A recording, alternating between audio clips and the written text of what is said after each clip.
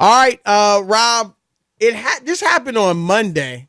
Was it Monday or maybe, I guess Monday, or maybe it was Sunday when Lamar Jackson and the Baltimore Ravens lost that game to the Jacksonville Jaguars 28-27. Lamar, it really wasn't, he wasn't, certainly wasn't the main guy to blame, but he didn't lead them to a victory. And a fan was critical of him, particularly him wanting $250 million. And he shot back at the fan, Rob, with a tweet that was expletive laden. Is that how we want to say it? Yes. Do not say it. You want to keep your gig. Don't say it. Expletive laden. And today, Lamar came out and apologized for it. He took the tweet down after about 3 hours at the behest of his girlfriend, according to him. But here's what he said. I apologize if I hurt feelings out there. I had just busted my behind. My whole team, the coaches did. That's what I seen. I just reacted to it. My bad, my bad. I was bitter. I feel like you should be bitter after a loss. No smiles. I feel like the fans should be mad we lost too, but not mad at us. We tried. And then Lamar, he said he did not reach out on Twitter to the fan that he was addressing in his expletive-laden tweet. But he did see a post later from the fan where the fan said he loved Jackson. And Jackson said back today, I love him too. I do. I'm not mad at him. So, Rob, what this sounds just like a teachable moment, I think. It's just the same old thing. Like you got to understand you're not Joe Blow and talking to a guy who's in his mother's basement and you're in your mother's basement, Chris. Like you represent the Baltimore Ravens. You represent the National Football League. It's just unnecessary. You can't have thin skin. Fans want to win. We talk about it all the time, Chris. The word fan is derived from fanatic. If they don't care, then you won't have a league. If they don't care whether you win or lose. Who wants fans that don't care? Nobody, Chris, right? They should care.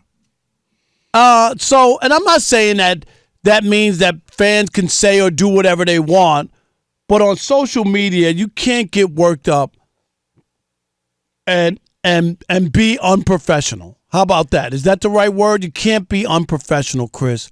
Remember, no, it's true, and you can't worry about. Well, what about him? Well, nobody knows him. Nobody cares, really. This is what we're talking about. You're in a different place. You have to understand what you represent, who you are, and other people are looking towards you as a leader, as an example, right, Chris? And you need to take the lead and be bigger than that. Yep. It's like a politician.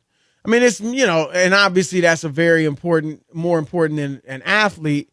But, Rob, the average American citizen is just incredibly critical of politicians, right? All the time. And situations going on in the country and this and that, right?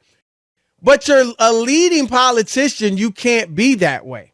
You shouldn't be. I guess we've had a few recently that are. Yes. But it brought down, let's just keep it real. It kind of brought down the what's the word I'm looking for? Decorum standards. The respect of the office. Right. I mean, when you're in a lead position, you do have to act differently. You have to set an example. And I get it, Rob. I mean, I've never done anything like what Lamar did, but there were times when Twitter was first starting and I might see somebody you did it a few times. I called him a chump or something like that. Nothing big, but still, even then I was like, you know what? I'll just leave it alone. And at that time I was at ESPN and they reached out like, did they call the principal's office? They just said, Chris, don't do that. But it was just like, yeah, come on. We don't need to. And it's true. Because Rob, one thing I've learned is when you see, Rob, and maybe now that I say this, it'll happen. But you know how it is when we go out, Rob. I mean, we're constantly seeing people that know us. Right. Right.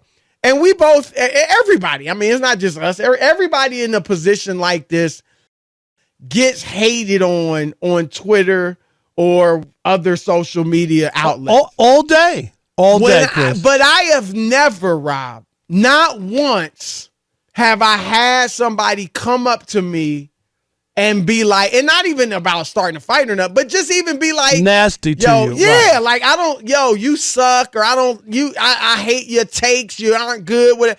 I've never, people are always just coming up, oh, I love you, can I get a pic? You this, like it's all good. It's all praise. And they might be killing you on Twitter for all you know. You know what I mean? Right. And so you gotta, like, Rob, there's been the times I did respond on Twitter. The fans, then the guy that was insulting me, then will come back like they want to have a good, nice conversation. Right. Oh, yeah. They just want to get your attention. And once they get your attention, they've won. Because otherwise, nobody's going to look at them or their tweets or whatever. And so, I mean, Rob, if we were in a position where we're not on the air, Rob, and nobody was paying attention to our sports takes, and we got like a superstar athlete to respond to us, we would probably be like, yo, I got Kevin Durant to respond to me. No, you know right. what I mean? He hit me up. Oh, wow. Right.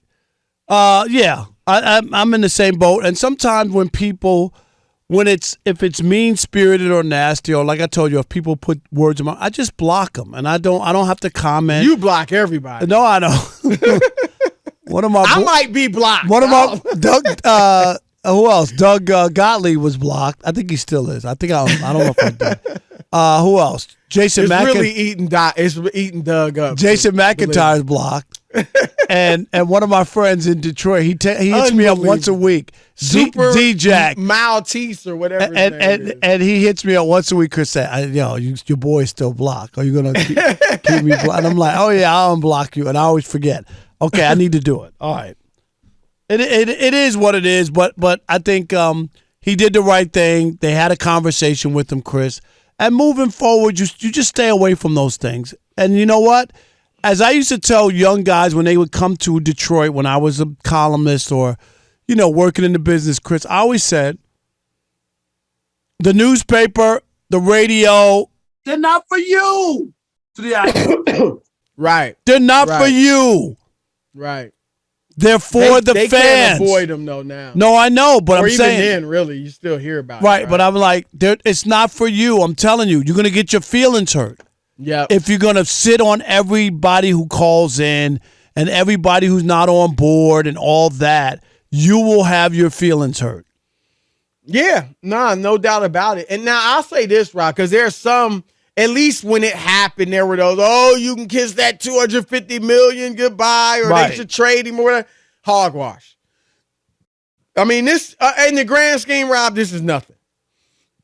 No, I mean, we're about to welcome game. back Deshaun Watson. Thank you. All right, the highest paid player in the history of the league in terms of, guaranteed money. He's about to start his first game Sunday in, 2 years or so? Yep. And we know what he did. So relax. This is, if this were to continue to happen, then you have to start questioning Lamar's judgment. And you question, do we want him to be the leader, the face of our franchise?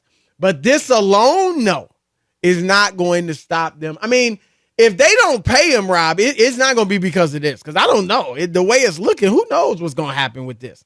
I assume they're going to franchise him, but they'll make a ton of money being franchised. Yeah. So, but no, I this is not going to ruin his future. No, with the Ravens, nor should it, as long as they take care of business and he handles himself the right way going forward.